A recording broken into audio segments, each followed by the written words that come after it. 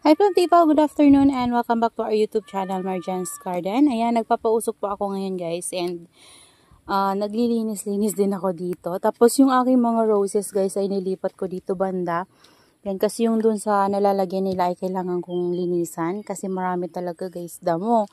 Ayan, so ito hindi ko pa siya naaayos. So kailangan ko tong anuhin yung kanyang soil para lumambot. Yan, sobrang tigas na naman kasi ng soil niya dahil ulan ng ulan dito. Tapos kapag dinidiligan natin nasisiksik yung kanyang soil. And ayan guys, medyo lumago na naman yung ating rose ngayon. Pero kapag ganito po, oh, yan, kapag tumatagal nagiging ganyan yung stem niya, ayan siya. So yan oh, mga natuyuan na yung flower niya. Ayan, this one. So ito guys, ang color nito ay kagaya nung isa natin doon, yung ating tricolor. Ayan. So ano to, 3 pots to nung binili ko siya. Ayan, so ito yung dalawa. Ayan, dalawang puno yung nilagay ko dito. So yan yung flower niya guys, oh. Ayan, napakaganda po ng flower ng tricolor na to guys. Bili ko to guys dun sa binibilan ko ng succulents before. So, iba-iba kasi guys yung tinitinda niya. Ayan, meron mga roses, mga ornamentals, ayan, tsaka succulents, cactus. So, meron siyang mga ganun. So, ganito siya guys kapag mamamatay na, ayan, no. So, matanda na yung flower niya. So, meron din akong isang pitimini. Ayan, yung isa natin na pitimini, ito siya.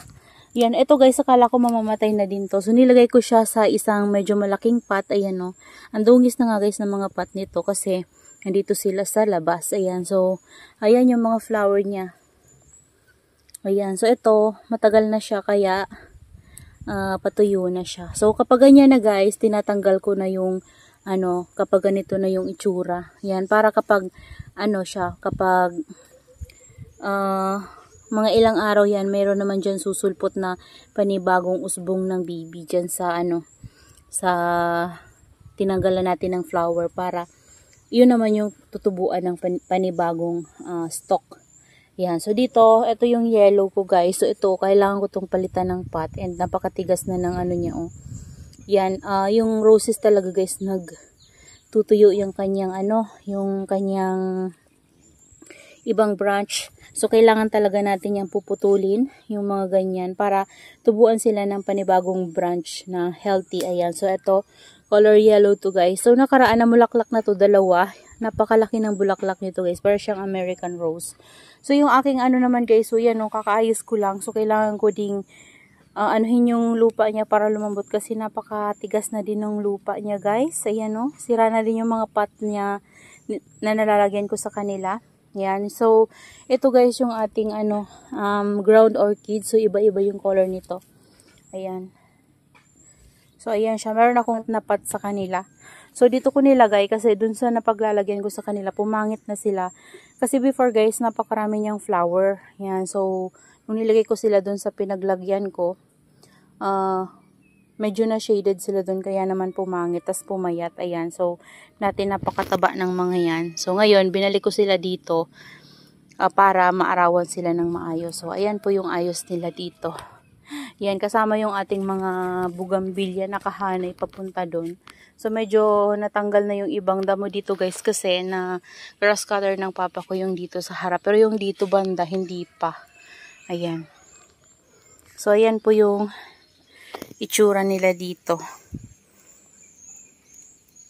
Yan. So, yung dito banda guys, kailangan ko pa tong linisan kasi yung mga nandito banda ay mga orchids. Ayan. Sinisimulan ko na ulit silang linisan. Yan. Tapos, tinidilig ko na rin sila palagi para tumaba. Ayan. Kasi napabayaan ko talaga to guys eh. Ayan. So, yung dito ko tingnan nyo, oh. Napakadumi na yung nandito kasi to guys, lahat to yung nandito sa likod na tong mga roses to. Iba-ibang kulay ng roses. Merong red na red, pink, yung pink na pusha pink. Iba-iba, mayroon din siyang pitimini, orange. So, nandyan lahat ng mga roses ko guys, iba-ibang klase.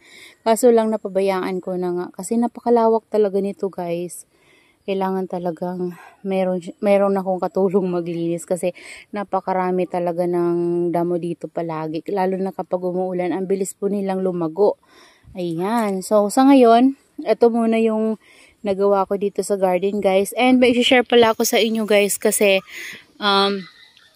nawala yung video na ginawa ko nung pag-repat ko doon sa ating mga succulents galing kay Sir Mark of Succulent of the North. So, yung ating red velvet, 'di ba guys, na pakita ko sa inyo yung unboxing ko nun. Kaso lang guys, na-edit ko na yung file nung nung pag-repat ko nun sa kanya. Tas nakakuhanan ko na nga siya ng ng video. Kaso lang nawawala sa files ko. Hindi ko alam kung bakit. Na-edit ko na din yun guys. Hindi ko alam kung bakit. So ngayon, papakita ko na lang ulit sa inyo guys para makita nyo yung itsura ng ating mga succulents galing kay Sir Mark na nakapat na. So, maganda po sila, lalo na yung ating red velvet. So, ayan guys, nandito na tayo sa loob ng garden. And, nandito po yung ating mga succulents na natanim from Sir Mark. So, sana ba yun? Yan, ito yung ating Dusty Violet. Ayan guys, yung malaki. Yan yung malaki sa kanila. Yan yung ating Dusty Violet. So, gumanda na yung niya, leaves niya, nagkaroon na siya ng kulay kasi guys, ilang days na yan nang maitanim natin pero hindi pa rin ako nagdidilig sa kanila kasi meron siya mga patuyong leaves, so antayin ko yan guys na matuyo bago ko magbigay ng water. Ayan, so okay lang naman yun guys, nainitan na kasi sila dito guys, ilang araw na, so malapit na silang mag 1 week. So ayan,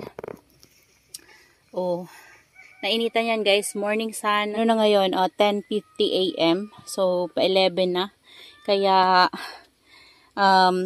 nainitan pa rin sila. So, hindi ko pa rin binabalik yung ating net. So, wala pa tayong net. Ayun pa ang lakas ng hangin. Kaya palaglag na naman yung net ko dyan.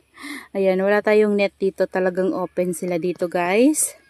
Ayan, yung isa natin ay ito, yung free sa atin ni Sir Mark, yung red bell. Ayan guys, yung ating red bell. So, meron ako nito before, kaso lang, medyo maselan pala to guys, si red bell. Kapag nadiligan mo siya sa top, tas hindi mo natanggal, nangingitim yung kanyang rosette. So, yun yung nabili ko kay Ma'am Herlet's noon before. So, malaki yun siya. Parang 50 pesos lang ata bili ko nun guys. Pero, sobrang laki talaga nun. Tapos, big size na siya guys. Tapos, nadiligan ko lang yung top niya. Hindi ko siya naputputan. So, ang nangyari, nakita ko nang itim na lang siya. So, siguro dahil nainitan siya. Tapos, nastakan siya ng water sa top. Ganun yung nangyari sa kanya.